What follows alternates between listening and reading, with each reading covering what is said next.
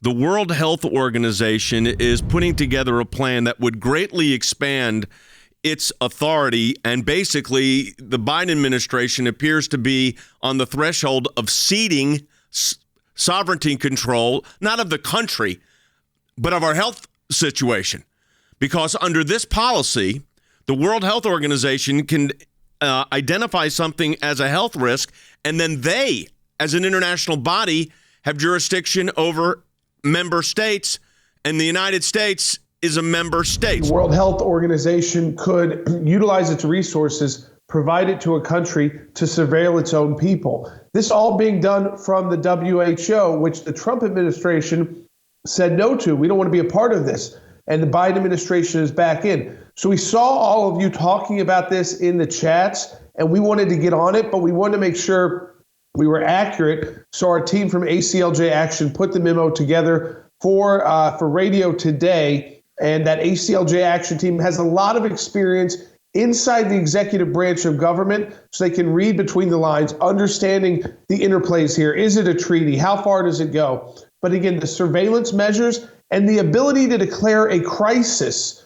in another country so broad that the World Health Organization could declare a crisis over misinformation or disinformation. That's part of this too in the World Health Organization in these potential amendments that the U.S. is seeking to be a part of. The Biden administration wants to join. The World Health Organization is a specialized agency within the United Nations, but it's autonomous, so it governs itself. And almost every single, I think it has 194 member states, so I think there's just maybe one member that's not a member of the UN that's not a member state of the World Health Organization. Trump did pull us out. And then one of Biden's first acts when he became president was to put us right back in. Secretary Pompeo, our ACLJ Action has been working on the situation with the World Health Organization, expanding its role. Of course, the Biden administration put us right back into the WHO after your administration took us out of it. And it would give great authority to the Director General of the World Health Organization. My judgment was, and my recommendation to the president, which he ultimately adopted, it was a pretty good consensus on our team, was that the World Health Organization is not looking out for its actual mission, that is the prevention of pandemics, but rather had become a political tool. We saw the current leader, Dr. Tedros, become part of the Chinese Communist Party's propaganda campaign. So we wanted not to try to reform the WHO, which has been done, Jay.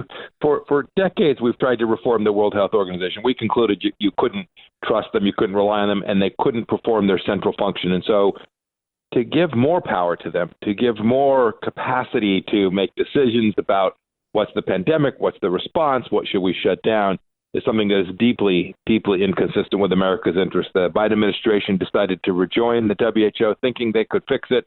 I bet they fail at that. And to the extent they sign up for a deal that gives them more power and more authority and denies American sovereignty and reduces freedom for American leaders, that's something that's inconsistent with our Constitution. As part of this plan, the World Health Organization has contracted Deutsche Telekom to develop a global vaccine passport system, which plans to link every person on the planet to a QR code.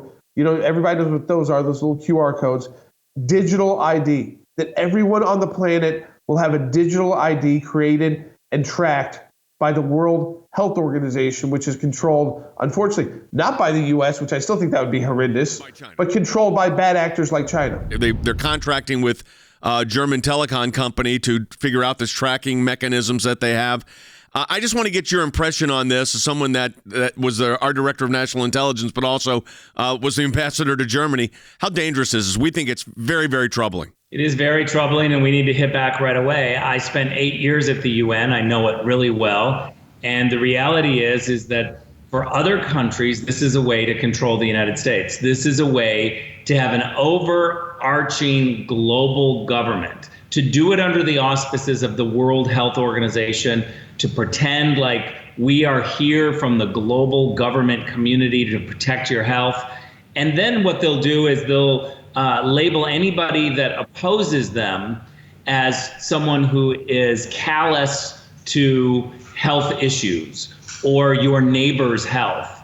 you don't care about your fellow man. And that's exactly what they're going to do. But the reality is, Jay, you know this, Jordan knows this, the World Health Organization is controlled by the Chinese. They have, for a very long time, placed individuals within the World Health Organization to control it. And just as a one quick side, when there are independent agencies at the UN, the jobs program, all of the jobs that go there are basically up to the director to fill, and countries maneuver to make sure that they have individuals, whether it's at the World Health Organization, UNICEF, World Food Program, all of these international bodies, countries maneuver.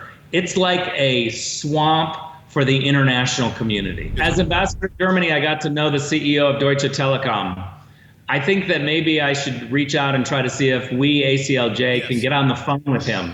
Great idea. And tell him our fears and the implications of his decision. I think this is great. This is exactly why we have this team we have. And by the way, folks, people like Rick Grinnell, Mike Pompeo, part of the ACLJ team because of your support at ACLJ.org. Rick, thank you.